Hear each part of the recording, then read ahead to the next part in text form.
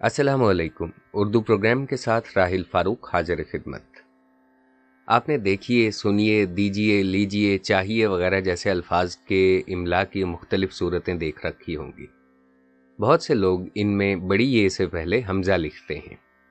यानी उठिए का इमला वो कुछ इस तरह करते हैं, अलिफ, ठे, हमज़ा, बड़ी ये।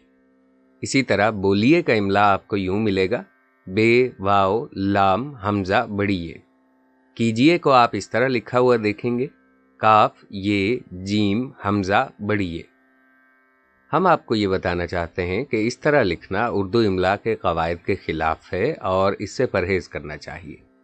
बाज़ लोग ऐसे भी हैं जो बड़ी ये से पहले हमजा और ये दोनों घुसेड़ देते हैं।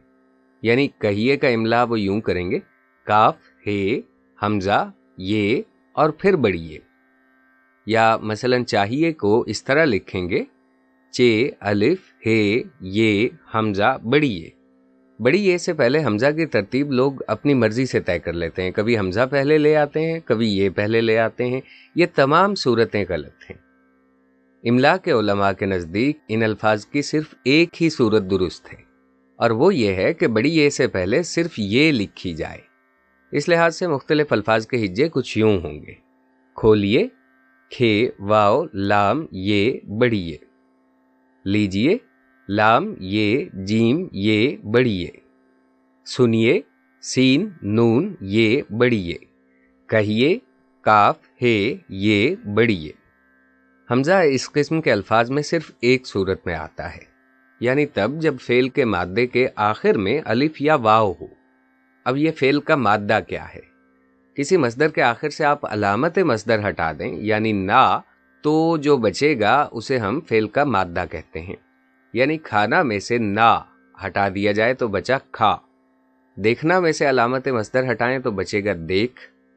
जाना से जा, सोना से सो, खोना से खो, पाना से पा, भिगोना से भिगो। ये इन अफ़ाल के मादा जात हैं।